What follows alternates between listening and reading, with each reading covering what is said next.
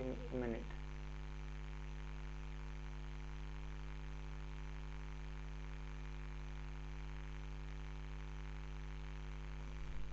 Om Namo Bhagavate Vasudevaya.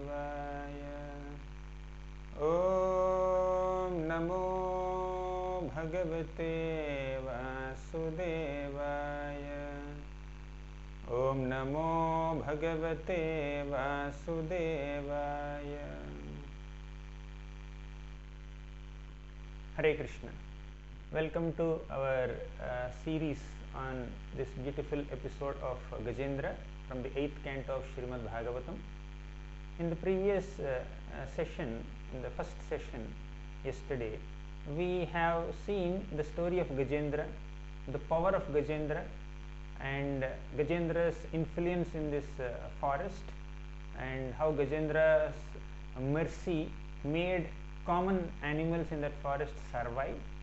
Actually, Gajendra was so powerful that no one can obstruct Gajendra's desires or Gajendra's movements or actions. So Gajendra is such a powerful animal.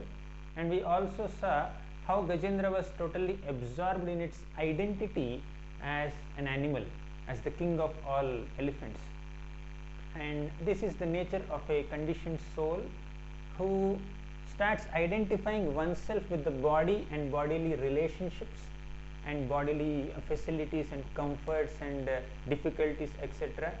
So Maya, or the illusory energy of the Lord, makes the living entities absorb in the false identities of bodily conception and other things. So Gajendra was so absorbed in such a way, and Prabhu, you can just move ahead with the slides a little faster.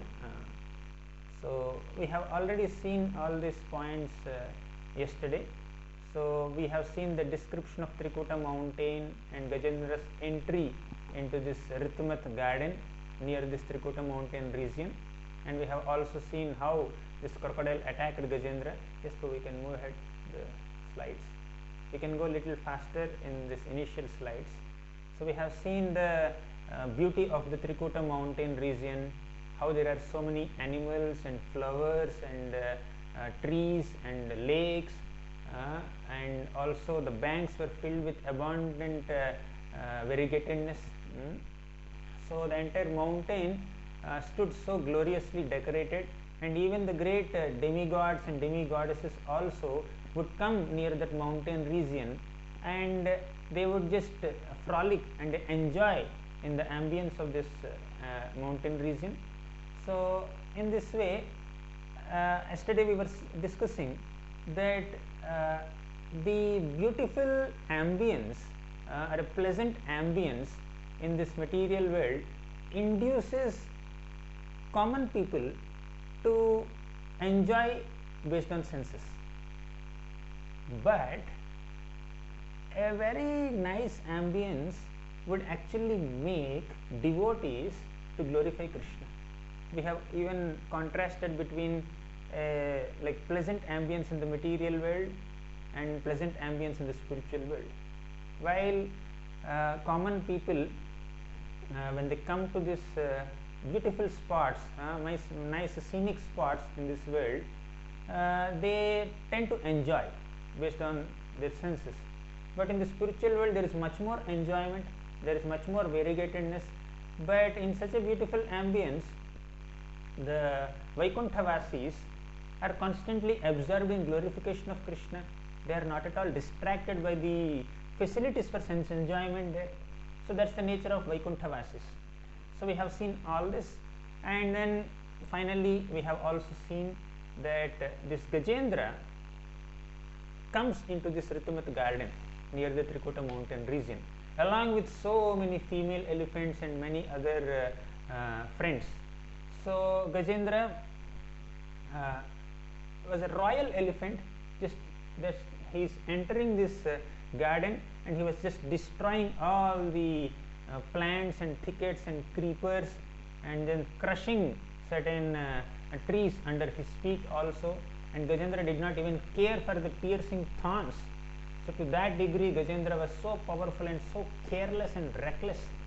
So Just by catching the smell of Gajendra, all the animals started fleeing in all directions, and without fear they are moving elsewhere, knowing that Gajendra is a little far away from them. So in this way Gajendra is showing his influence, and Gajendra entered this lake along with many other elephants and wives, and Gajendra pulled out the water of that lake and started showering that water on his relatives and wives and children. So in this way Gajendra was happily enjoying. So now the nature of this material world is that at the least expected moment some calamity will come. So nobody would expect that there would be some difficulty in such a materially comfortable situation. But Gajendra had this unexpected calamity right in front of him in the form of a crocodile who came and caught his leg. And all the wives of Gajendra became sorry, they started crying, and other elephants also became concerned about Gajendra's situation, but no one could come forward and rescue Gajendra. So in this way Gajendra and the crocodile fought for 1,000 years, and because Gajendra was a land animal, Gajendra was not getting the necessary strength or food to nourish his senses or body. But because crocodile was a water animal, crocodile was getting all nourishment and all strength. So the crocodile's physical strength and mental strength and the senses are quite strong, that crocodile was happily continuing to pull Gajendra. So Gajendra was trying to pull crocodile out of water, and crocodile was trying to pull Gajendra inside water. Like this fight happened for 1,000 years, and even the great devatas in the heavenly planets also started wondering, seeing this unprecedented fight between these two animals. So Gajendra was powerful, crocodile was also powerful, but because Gajendra was a land animal, Gajendra could not exhibit his power in water. So in this material world, somebody may be extremely powerful, but that power has some limits. There are some limitations for one's power. So just because a person is powerful in one area, a person can exhibit his influence and power in front of some people. That does not mean he can show his power at all places in front of all people and in all time, place and circumstances. It doesn't happen. Only the Supreme Personality of Godhead Krishna is completely and unlimitedly powerful, and he can exhibit his power in all circumstances in front of anybody, up to him. But Gajendra, who seemed to be a controller of the entire forest at one point, became completely controlled by this crocodile at this point. So our controllership, our influence, our power cannot be permanent in this material world. That's a very important lesson that we can learn from the activities of Gajendra. So all these things we have seen in the yesterday's class much more elaborately for an hour or so. So Gajendra fought with crocodile for 1,000 years, and after that, after this 1,000 years of fight, Gajendra started realizing that I cannot save myself. I cannot protect myself with my own strength. It's beyond my capacity to protect myself with my strength, and my wives are just crying, and all the other elephants, my friends, are just standing on the shore and then watching, but nobody could do anything to protect me, to rescue me. So Gajendra was totally devastated.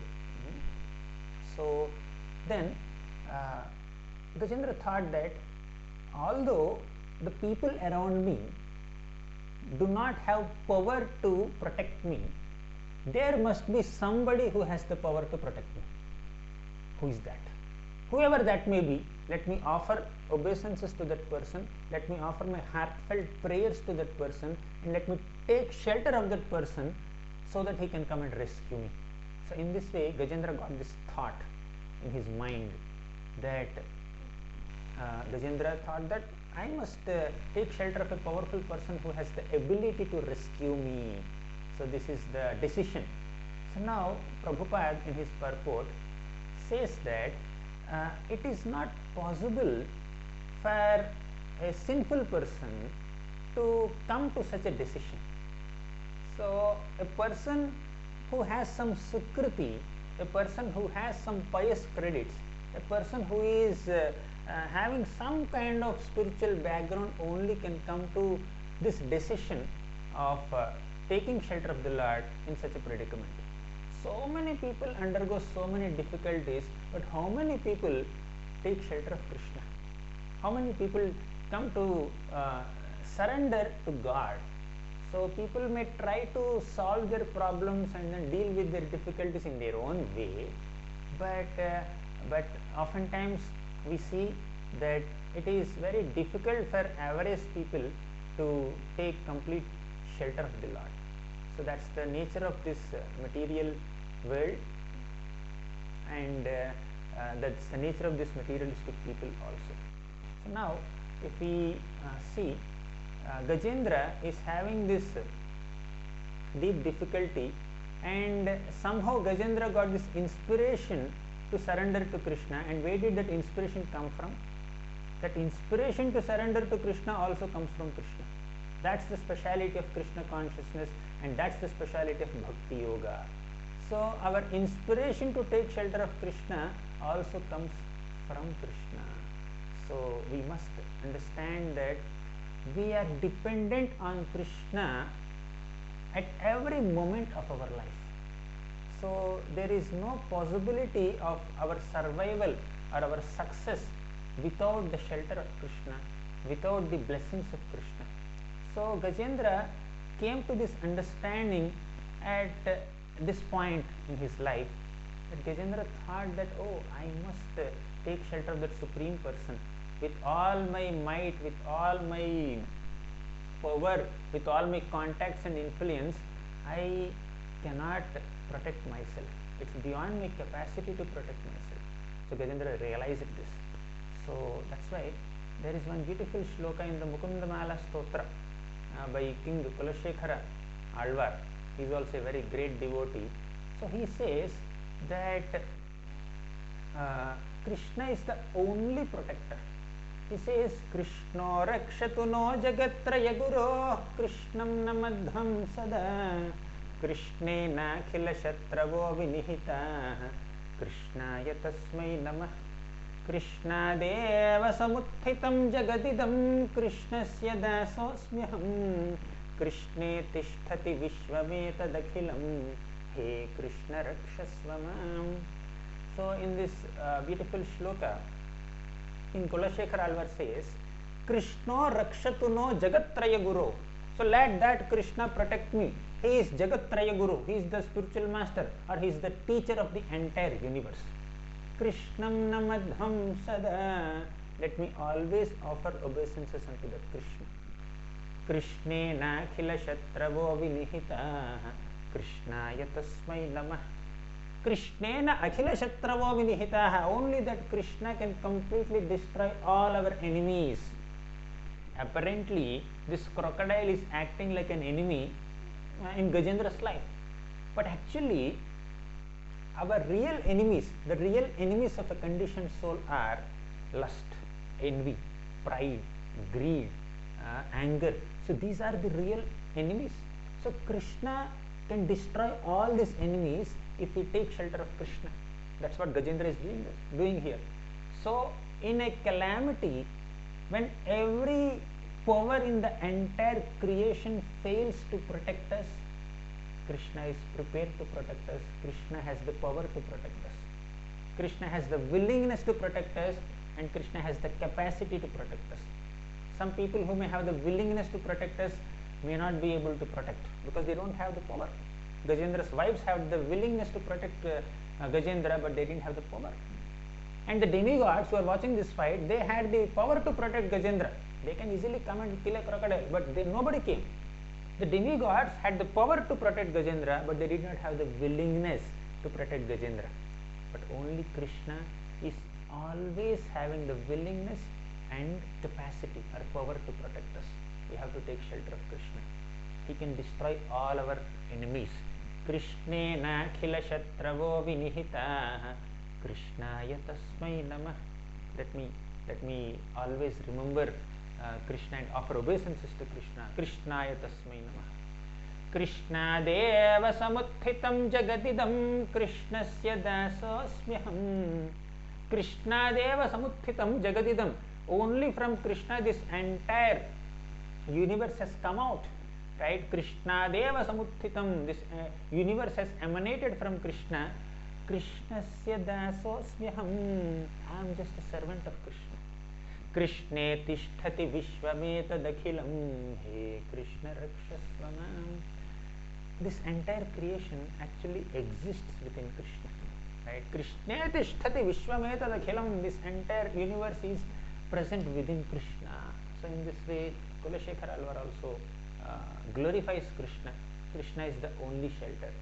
And now Gajendra realized that I cannot protect myself, I must take shelter of Krishna. So now Krishna has been waiting for this moment. It's not that Krishna doesn't want to protect us. Although devotees are undergoing so many difficulties, why Krishna is not coming and protecting? Yes, Krishna is willing to protect, but devotee does not exclusively surrender unto Krishna. Krishna is always ready to protect us, but the devotee is not sufficiently dependent on Krishna's protection. That's the problem. So from Krishna's side he is ready, but the devotee's side, from the devotee side he is not yet ready, right? Devotee still feels, sometimes struggling devotees or immature devotees, practicing devotees still feel that maybe I have to take shelter somewhere else. Maybe let me try this option, this solution, that solution. So that exclusive dependence on Krishna doesn't appear in an average practitioner of bhakti. When one is very advanced, one naturally exclusively takes shelter of Krishna in any circumstance. And much more advanced devotees, they don't even ask for protection also. For example, Prahlad Maharaj, here we see in this case Gajendra faced a difficulty, and for 1000 years he tried to solve that difficulty on his own. He could not. So he took shelter of Krishna. But Prahlad faced lot of difficulties, but he never even asked for Krishna's assistance or shelter. He thought that if this is what Krishna wants me to undergo, let me just face these calamities. If he wants, he will come and protect me. If he doesn't want, let me just die because of all the calamities created by my own father. So like that, devotees are, advanced devotees, pure devotees are completely surrendered to the Lord, and they align themselves with the will of the Lord completely. That's the nature of very exalted devotees. But those who are not that pure, those who are not at that stage, may seek shelter of Krishna at least in difficulties. Yesterday we were discussing 4 types of Sukritinas, 4 types of pious devotees who surrender to Krishna. Artho jignasurartharthi gnani cha bharatarshabha chaturvidha bhajanti mam jana sukritinarjuna. Krishna says in Bhagavad Gita. So there are 4 types of pious people who surrender to Krishna. One is Artha, a person who is distressed. Jignasu, a person who is inquisitive to know about Krishna. Artharthi, a person who wants some money. And Gnani, a wise person, a knowledgeable person. So these are 4 categories of people who take shelter of Krishna, and Gajendra is falling under the category of Artha Bhakta, a person who takes shelter of Krishna during a difficulty, in a distressful situation. So that's the situation of Gajendra, and Krishna is ready to protect Gajendra. Now, in this situation, well, let's enter the 3rd chapter of the 8th canto. So the 3rd chapter of 8th canto describes how Gajendra offered prayers. Okay, so Gajendra is saying, actually before Gajendra offers prayers, in the 2nd shloka, in the 1st shloka, Sukadeva Goswami says, Evam yavasito buddhya samadhaya vano hridi jajapa paramam japyam pragjan manjanu sikshitam. Evam vyavasito buddhya. So by making up his mind in this way, so Gajendra has made up his mind in this way. How did he make up his mind? He just made a firm decision within his mind that I must take shelter of Krishna. Okay. So evam vyavasito buddhya. samadhaya manohridi, and his mind and his heart are completely dedicated and fixed up in taking shelter of Krishna. So what is Gajendra doing now? Samadhaya manohridi jajapa paramam japyam pragjanmani anusikshitam, and he started chanting a mantra or a stotra or a prayer, a hymn that he has learnt in his previous birth.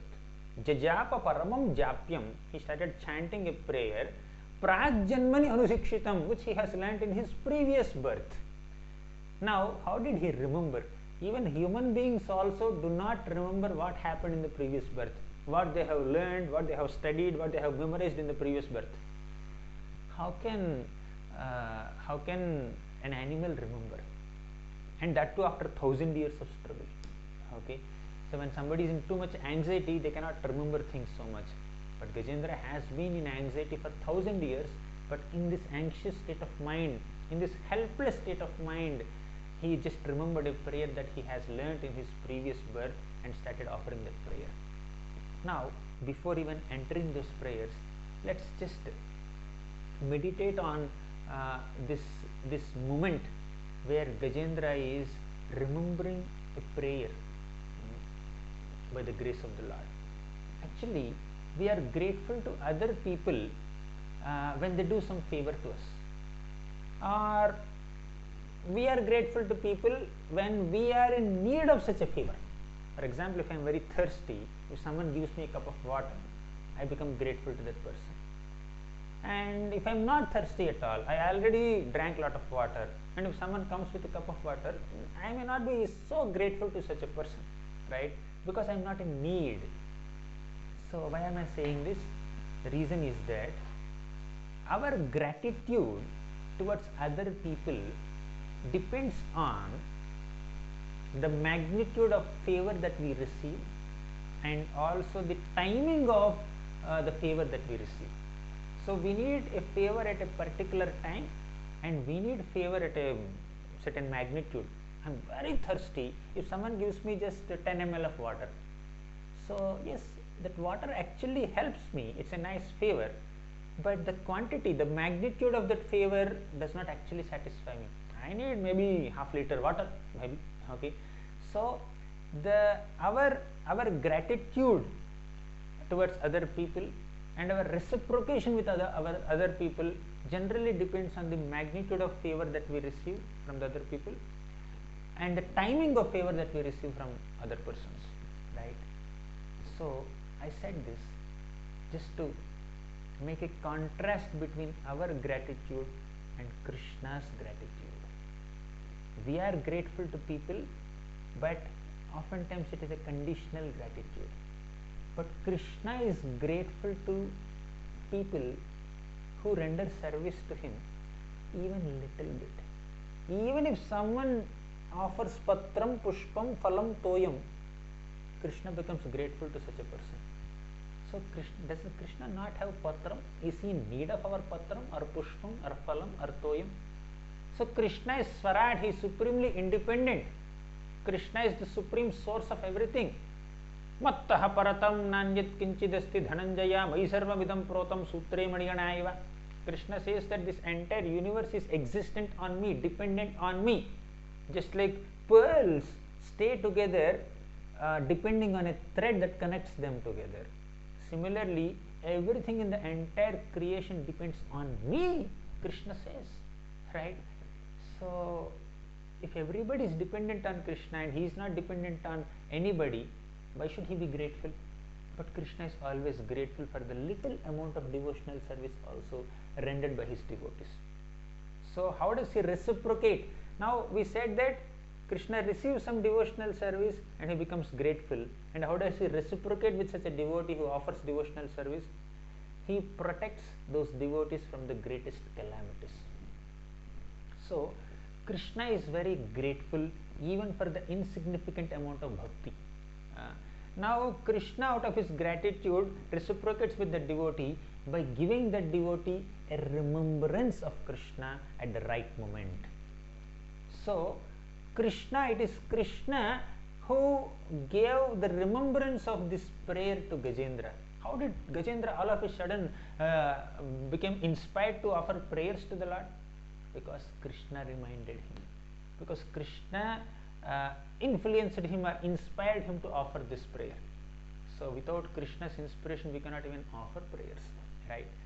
So in this way, and Prabhupada says very beautifully, he says that even if a person who is engaged in bhakti may sometimes fall down or deviate from bhakti or get little distracted from bhakti, still by the Lord's mercy, by the remembrance of the Lord, because the Lord remembers our bhakti, he still protects us even in the next life, right? So, and the protection may come in various forms, but here the Lord arranged in such a way that he inspired Gajendra to offer a prayer, and in response to that prayer, the Lord came and protected Gajendra. Okay, so it's all some kind of match fixing. So the Lord only made Gajendra to offer prayers, and he only came and protected, right? So that's why Prabhupada says that every devotee should practice chanting some mantra. Okay, either Brahma Samhita or Narasimha Stotra, at least Hare Krishna Maha Mantra. We cannot afford to forget this mantra. So we should practice chanting some mantra, some glorification of the Lord, some prayer, and that mantra, that prayer comes to our memory when we are really badly stuck in this material world, right? So a devotee should practice. Of course, Prabhupada also says that of course a devotee must try to perfect one's Krishna consciousness in one life only, but for some reason if he has to take another birth, the practice of bhakti in this life will protect that person in the next life also. So therefore we should not forget chanting of the holy names of the Lord. So with this background, let us enter into the prayers of Gajendra. Gajendra really offers really heartfelt prayers, right? So now we need to understand that it is a reward of remembrance given by the Lord to Gajendra. So the Lord gives reward of remembrance to his devotees, and when the devotees remember him, he reciprocates and he comes and protects, he rescues. Okay, so now the first prayer of Gajendra. Gajendra says in the second shloka of this chapter, you can see the slide. So the shloka is given there. So Om Namo Bhagavate Tasmai Yata Etacchidatmakam Purushaya Dibijaya Pareshaya Bhidhimahi. Om Namo Bhagavate Tasmai. I offer my obeisances unto that Bhagavan Krishna. Yata Etat Chidatmakam. He makes the entire universe and our body also conscious. Yata Etat. Etat means this universe or this body. Chidatmakam. The body is conscious. The body moves. The body animates because of the Lord's grace. Otherwise, this is matter. This universe is matter. This body is matter. Matter means lifeless. So how can something which is lifeless start moving? Because of the Lord's potency.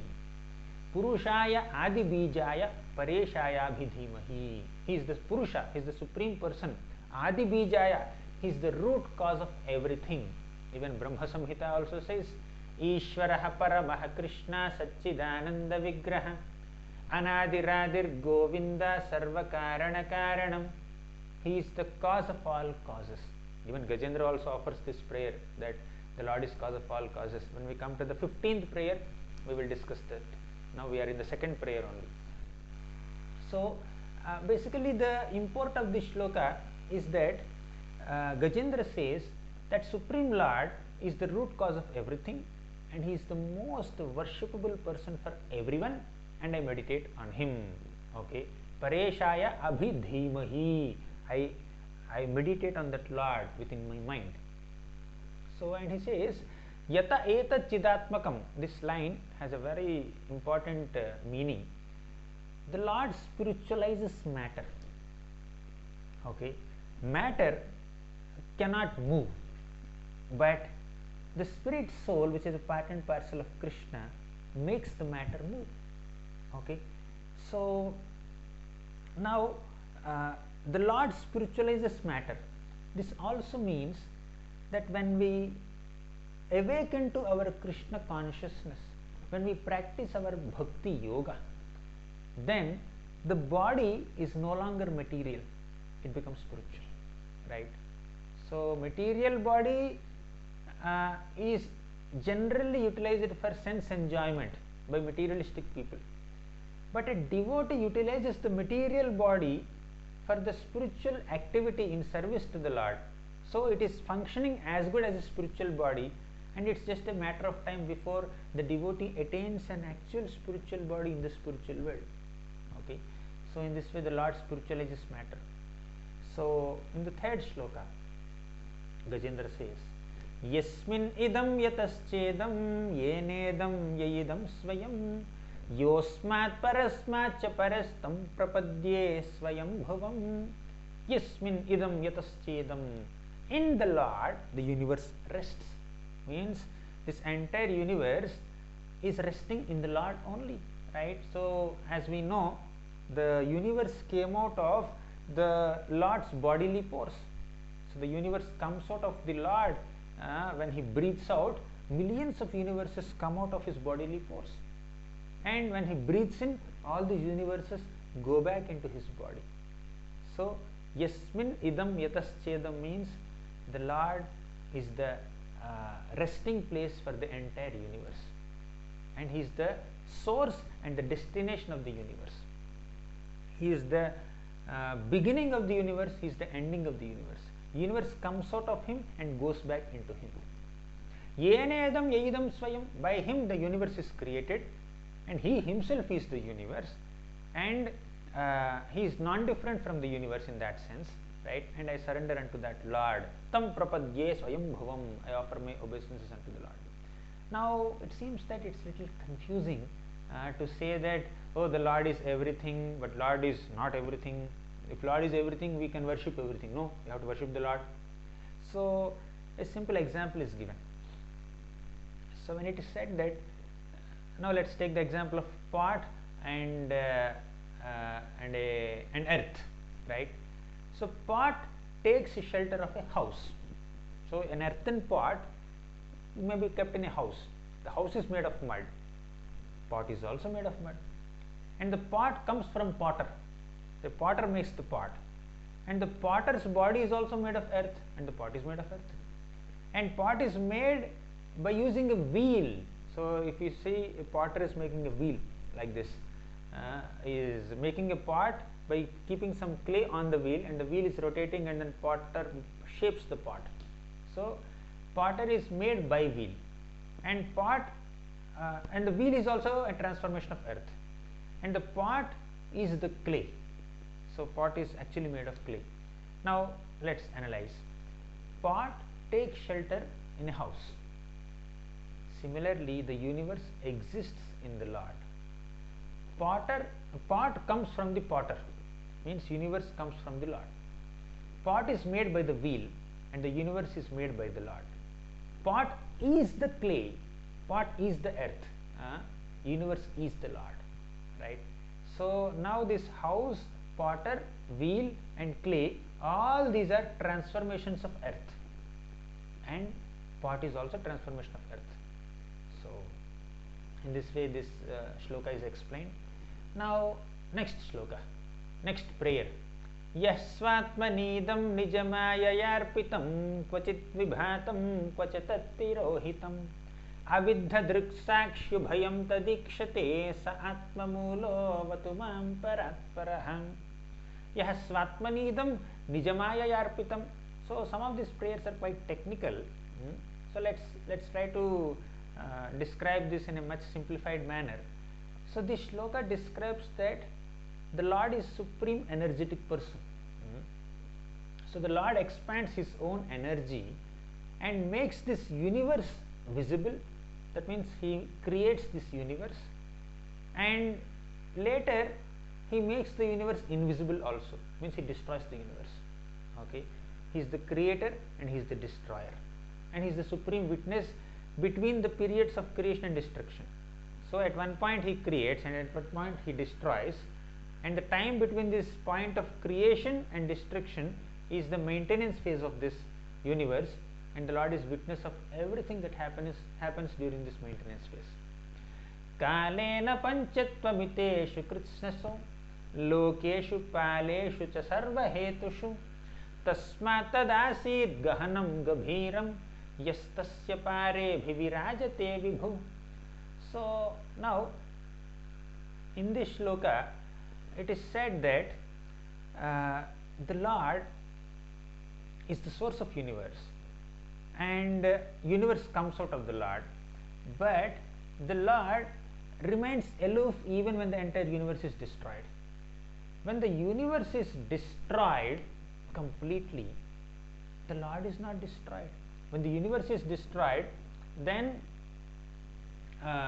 what happens is our bodies are destroyed, the planets are destroyed, and even the bodies of animals and human beings and demigods and birds and all kinds of living entities, their bodies are destroyed, right? That's the nature of this destruction. Okay, but the Lord is not destroyed.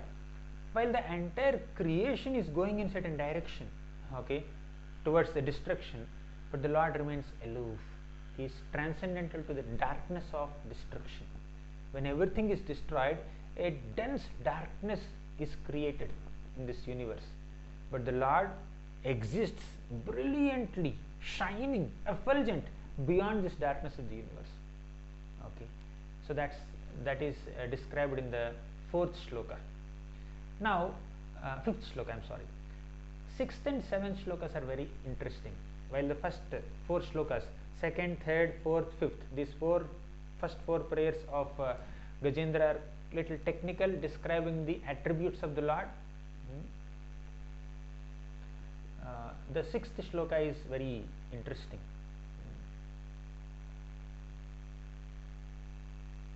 Something wrong with the connection.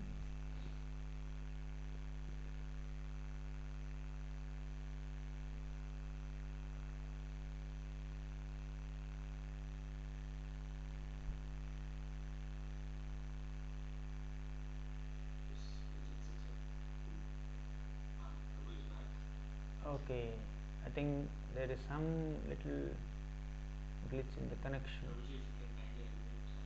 Yeah, there's something wrong with the connection. Okay.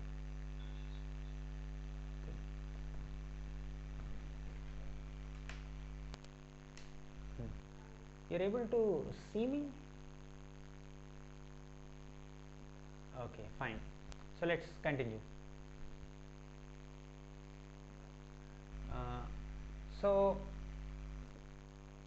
We see that in the 6th shloka, Nayasya deva rishayah padam vidurjantuh punah korhati gantumiritum yatha natasya kritibhir vicheshtato duratyayanukramana samavatu.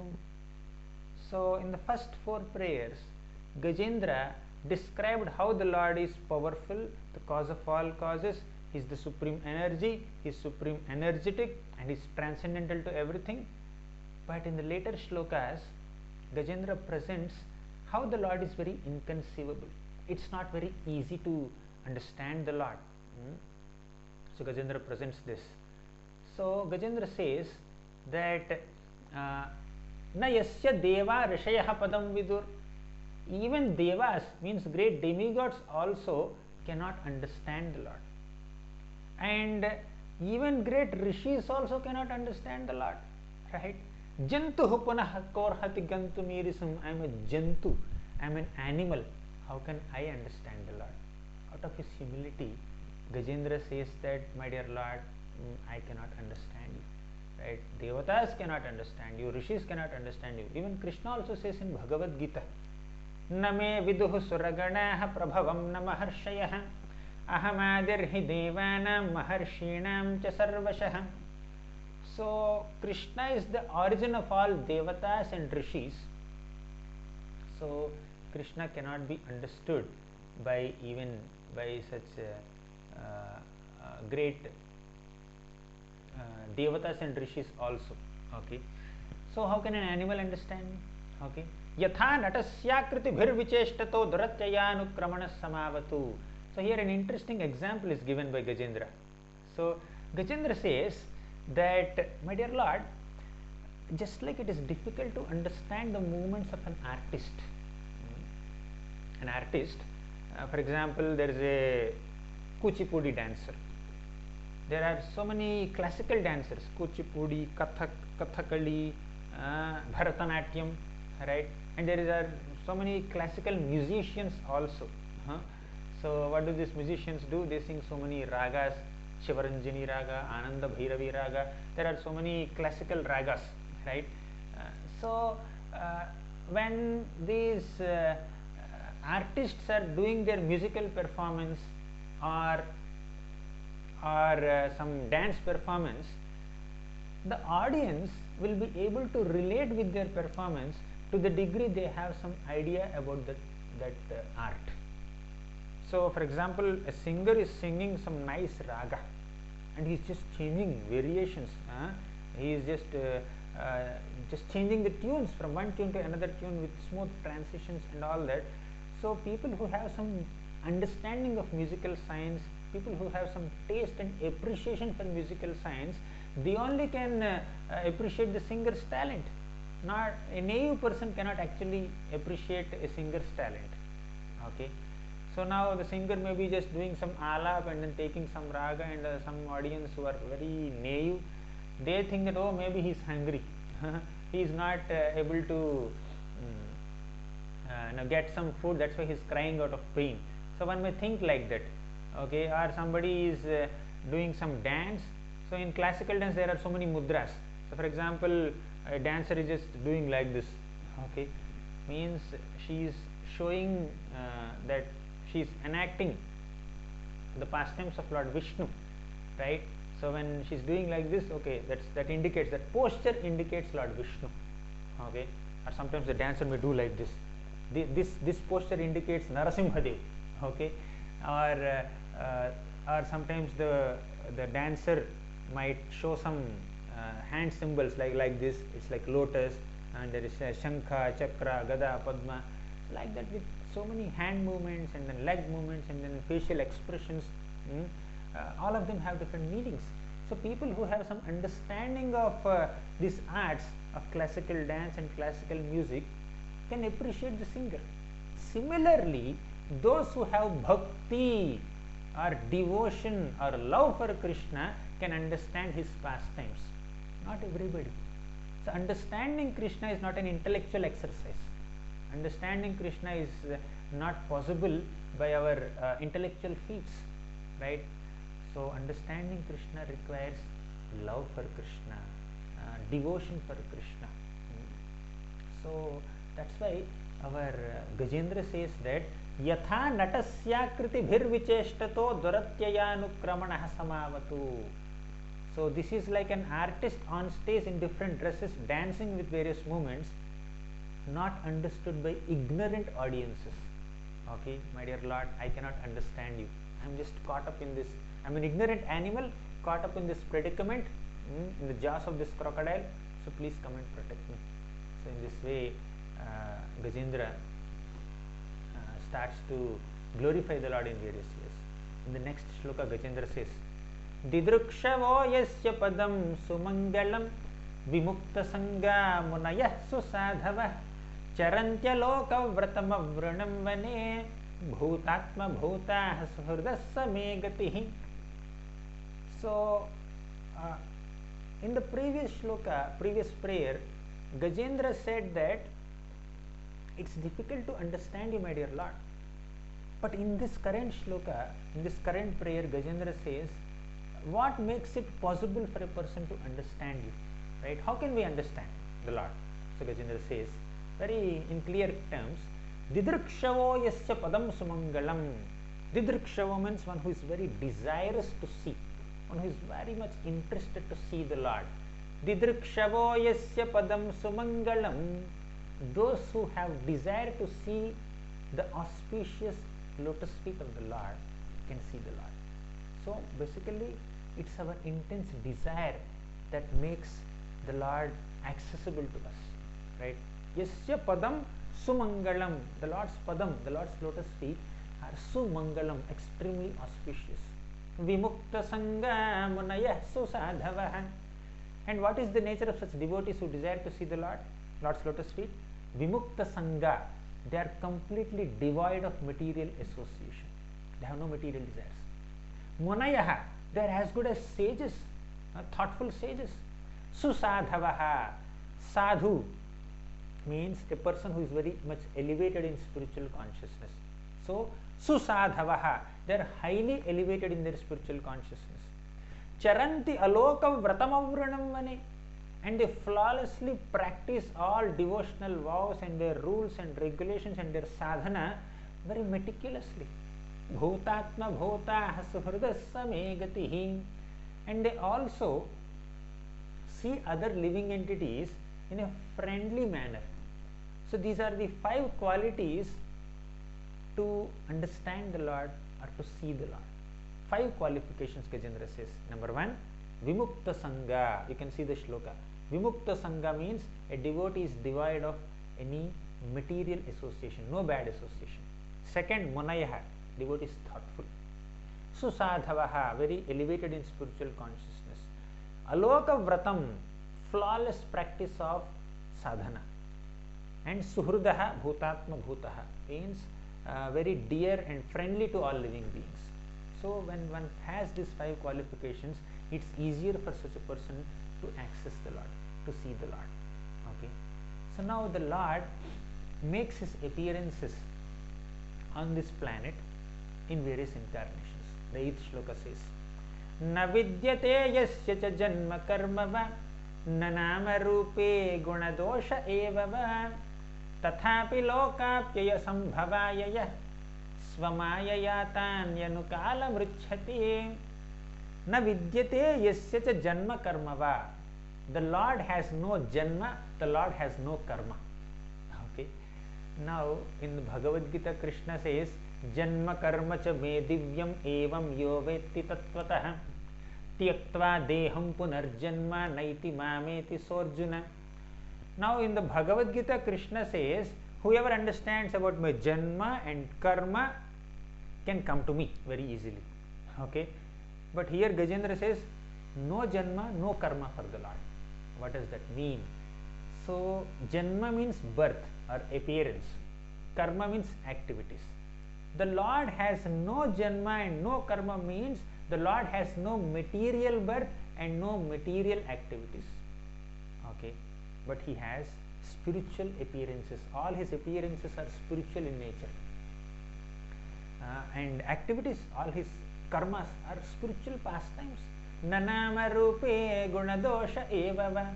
Gajendra also says, Nanama, the Lord has no name, Rupa, no form, Guna, no qualities, Dosha, no faults.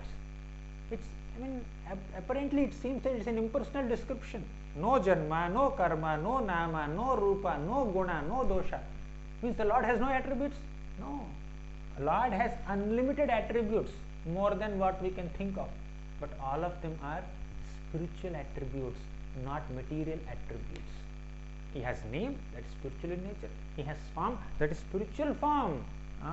The Lord's body is not made of flesh, blood, bones, urine, stool, mucus, nerves, hairs. Not like that. The Lord's body is completely spiritual. It's made of eternity.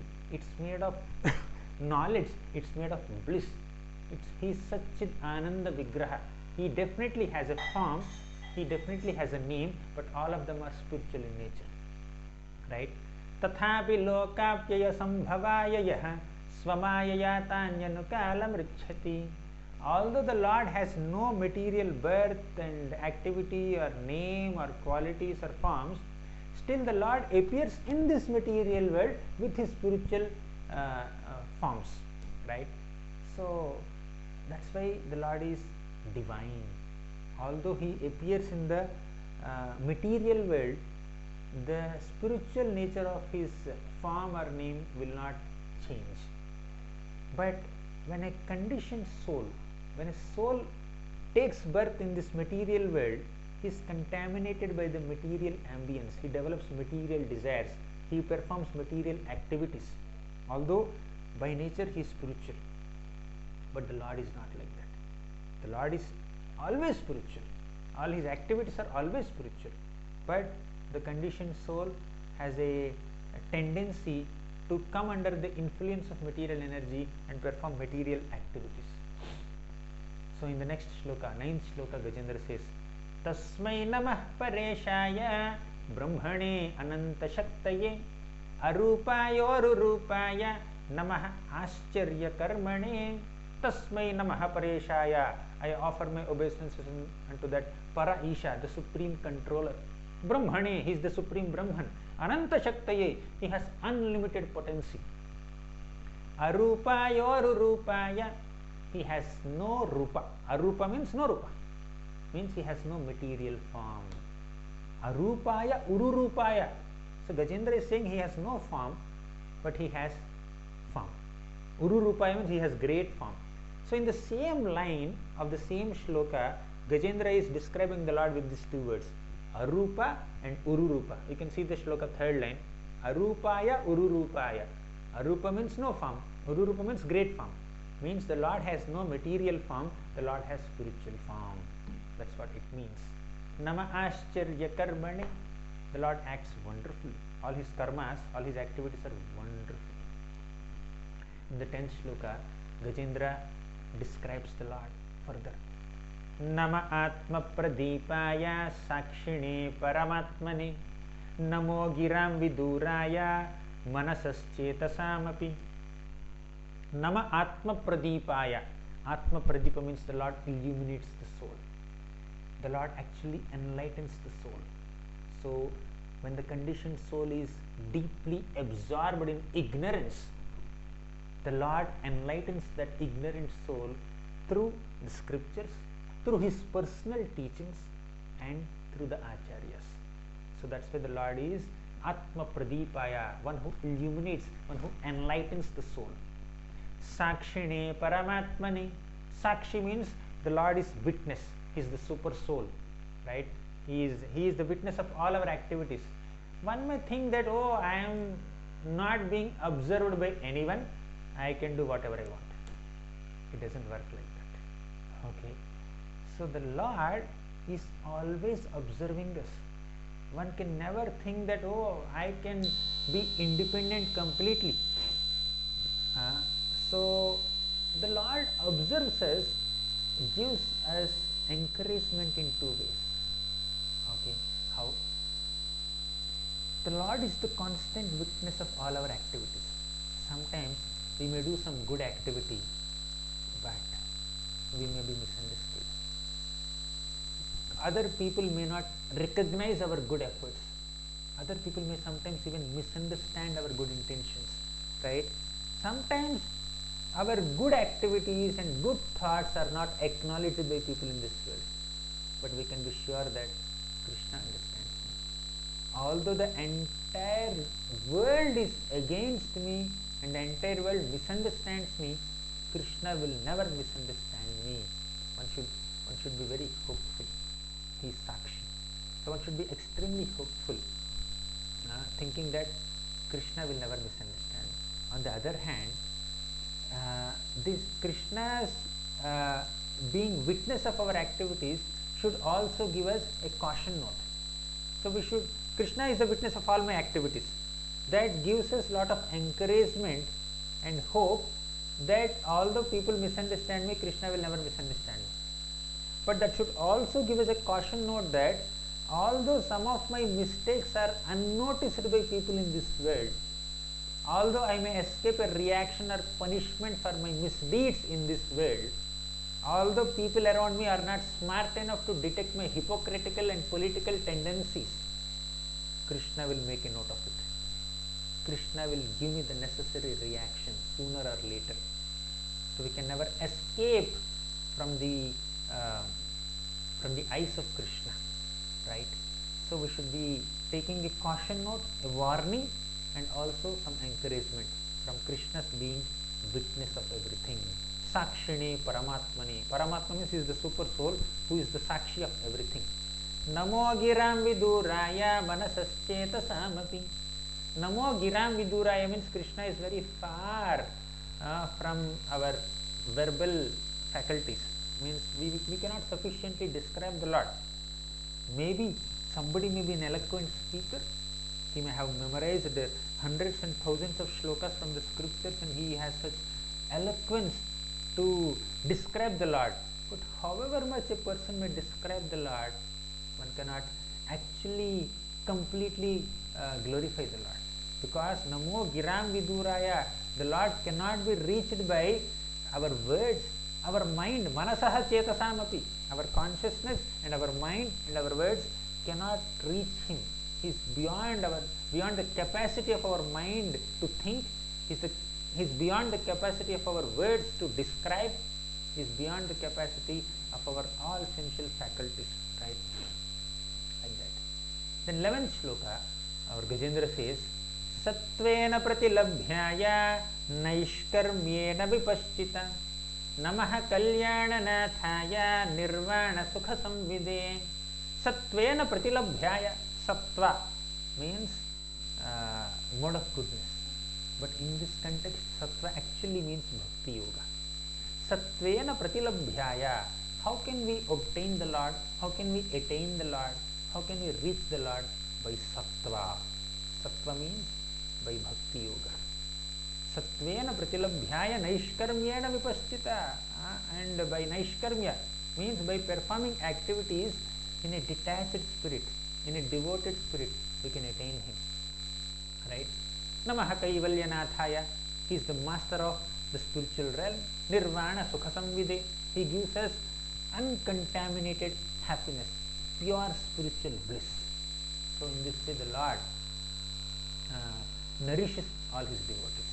In the 12th shloka, Gajendra further says, Namaha Shantaya Ghoraya Mudhaya Gunadharmini Nirvisheshaya Samyaya Namo Gnana Ghanaya Cha.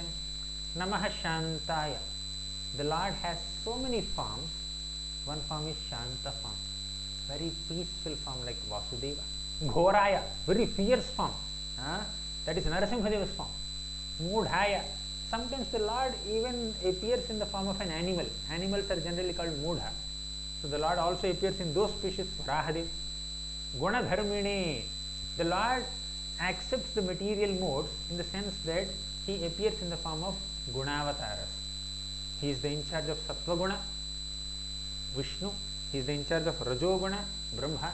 He is the in charge of Tamoguna, Shiva. Brahma, Vishnu and Shiva, Gunavataras. Nirvisheshaya Samyaya. Nirvisheshaya means the Lord has absolutely no material qualities. All His qualities are spiritual. Nirvisheshaya does not mean that the Lord has no attributes. The Lord has no material qualities. Shantaya, Samyaya means He is very equipoised, right? Namo Gnana Ghanaya Cha. The Lord is condensed in knowledge. Gnana Ghanaya Cha. So this completes up to 12th prayer offered by Gajendra. So we will go a little ahead and then take a couple of more prayers, although it's almost 8:30 now. So 13th shloka. Kshetrajnaya namastubhyam sarvadhyakshaya sakshini purushayatma mulaya mula prakritaye namaha. Kshetrajnaya namastubhyam. Kshetrajna means the Lord is the super soul. Kshetra means this body. Kshetrajna means one who knows this body, means the super soul. So the Lord is super soul. Sarvadhyakshaya sakshine. He is the superintendent of everything, and Sakshi, He is the witness of everything. Purushaya, He is the supreme person. Atma Mulaya, He is the original source of everything. Mula Prakritaye Namaha, He is the origin of Prakriti, material nature also. In this way the Lord is glorified in various ways. And 14th shloka. Sarvendriya Gunadrashtre Sarva Pratyaya Hetave Asatachaya Yoktaya Sada Bhasayate Namaha. Sarvendriya Gunadrashtre. The Lord is keeping track of all how our senses are being utilized by us. Okay. Sarvendriya Gunadrashtre. So He witnesses how we are using our senses. Okay. Sarva Pratyaya Hetave. He is the solution to all our doubts and problems, and He is the revealer of knowledge. So in this way the Lord is being glorified as the supreme director. And now the 15th shloka comes, very important and very nectarian shloka. नमो नमः क्लेश विनाशनाय. I'm sorry, this shloka is नमो नमस्ते खिल कारणाय निष्कारणाय अद्भुतकारणाय सर्वागमाम्नाय महार्णवाय नमोपवर्गाय परायणाय. So this shloka describes the Lord as cause of all causes. Namo namaste akhila karanaya. I offer my respectful obeisances unto that Lord who is akhila karanaya. He is the cause of all causes. Second point. Nishkaranaya. Although he is the cause of all causes, he himself does not have any cause. Adbhuta karanaya. That's why he is the wonderful cause of everything. So one is akhila karanaya. He is the cause of all causes. Second is nishkaranaya. He himself does not have any cause. Adbhuta karanaya. He is the wonderful cause of everything. Okay. So means he is causing everything. He himself does not have a cause. Means he is the supreme father of every living entity, but he himself does not have a father. Okay. So although as a part of pastimes, Krishna may accept some of his devotees as his parents. Krishna may accept Vasudeva and Devaki as his parents. Krishna may accept Nanda Maharaj and Mother Yashoda as his parents. Krishna may accept Dasharatha Maharaj and Kaushalya as his parents. And the Lord may accept Kashyapa and Aditi as his parents. Right? So, but the Lord has no parents. So the Lord is not born from the womb of a woman, right? So in the spiritual realm, so all this birth or Janmashtami festival exists in the material world only. The Lord is ever existent. Okay, so that's why he is Adbhuta Karanaya. Sarvagamamnaya Maharanavaya Namopavargaya Parayanaya. Sarva Agama Amnaya means agamas means scriptures. So Sarvagamamnaya Maha Aranava means a great ocean. So all these scriptures are compared to rivers that flow towards the ocean, and the Lord is compared to ocean. Means by studying all the scriptures, all the Vedas, you are supposed to understand the Lord. You are supposed to reach the Lord only. The purpose of studying scriptures is not to become a scholar. Scholarship may be an insignificant byproduct of our scriptural study, but the end product is love for Krishna, reaching Krishna, developing a genuine service attitude for Krishna. Right? That's the nature, that's the purpose of Shastric study. So in this shloka, Gajendra says, Sarvagamamnaya Maharanavaya. All the scriptures are showing path towards you only, my dear Lord. And now you see, the scriptures describe the qualities of the Lord. Okay. Now Krishna himself says in Bhagavad Gita, 15th chapter, Sarvasya chaham hridi sannivishto mattah smritirjnanam apohanam cha vedaischa sarvair ahameva vedyo Vedanta krit veda videva chaham. Vedaischa sarvair ahameva vedyo. By studying all Vedas, I am to be known. Vedanta krit, I am the compiler of Vedanta. Veda videva chaham, I am also the knower of Vedanta. So the purpose of all Vedas is Krishna.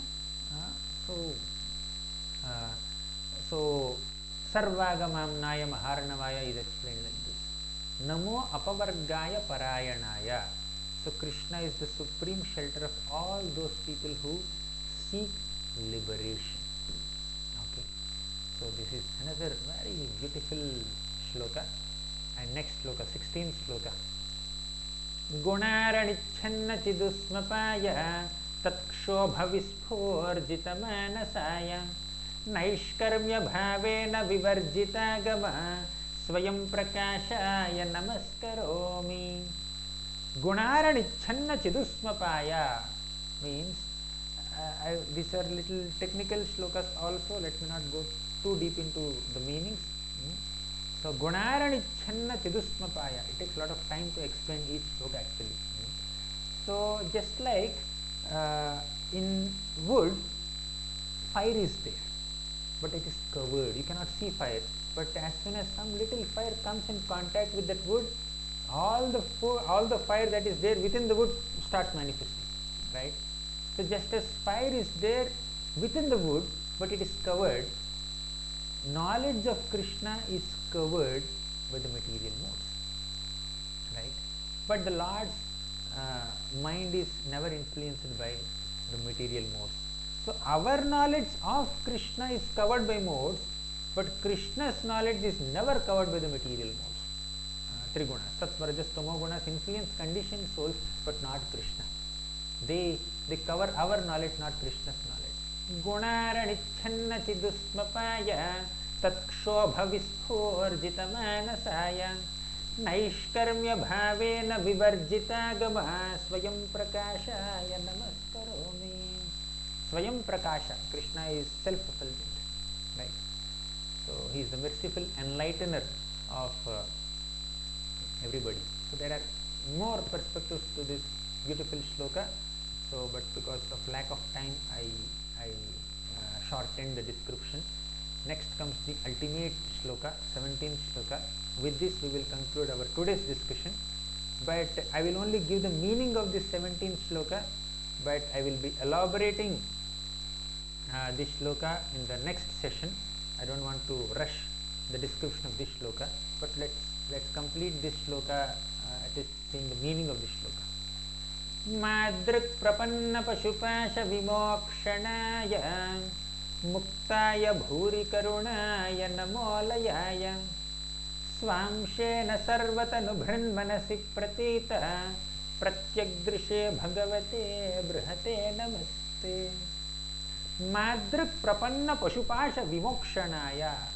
Madrik means people like me. Gajendra is saying, oh Lord, people like me, prapanna, they surrender unto you. Okay, when people like me surrender unto you, what do you do? Pashupasha vimokshanaya. Pashu means animal. I mean, animal surrendered unto you. And what do you do in reciprocation to my surrender? Pasha vimokshana. You destroy my pasha. You destroy my bondage, right? When we take shelter of Krishna, he will relieve us from the bondage of this material existence. Vimokshana. How can he destroy our bondage? Because he himself is not bound by anything. He is muktaya. The next word says he is muktaya. Means he is always liberated. Okay. Next. Just because means he is mukta means he has the ability to release us from all sufferings, right? He has the capacity, but just having capacity to protect us is not sufficient. One should also have compassion to protect us. Say if I am a poor person and I need some food, okay, someone else has food, okay, so that means that person has the capacity to feed me, but having capacity to feed me is not sufficient. One should also have compassion to feed, okay. That's why the next word says bhuri karunaya. Muktaya means the Lord has compassion, the Lord has capacity to protect us. Bhuri karunaya means the Lord is extremely compassionate towards all his devotees. But just having capacity and compassion are not sufficient. We should be aware that we are in some problem. Okay, so I may be hungry, and somebody may have some food, and he has the capacity to feed me, has compassion to feed me. But if he is not even aware that I am hungry, how will he feed me? So that's why this word comes alayaya. The Lord is always aware of the difficulties of his devotees, and the Lord has the willingness to protect us, and he attentively and incessantly tries to deliver us. Okay, he is cognizant of our difficulties. So the Lord has all three qualities: capacity, compassion, and cognizance. So we will elaborate on these three qualities tomorrow, but let me just focus on the meaning. Swamshena sarvatanubhran manasi pratita pratyagdrishe bhagavate brihate namaste. So Amshena, by his own Amsha, Paramatma, he is situated in the hearts of every single living entity. So he is the direct observer of all our activities, and he can protect us, right? So we have to take shelter of Krishna only. Okay. So with this, let's conclude today's session, but I will be continuing from this shloka onwards in the next session, which we will start tomorrow. So thank you all very much. ग्रंथराज Shrimad Bhagavatam की जय। श्रील प्रभु।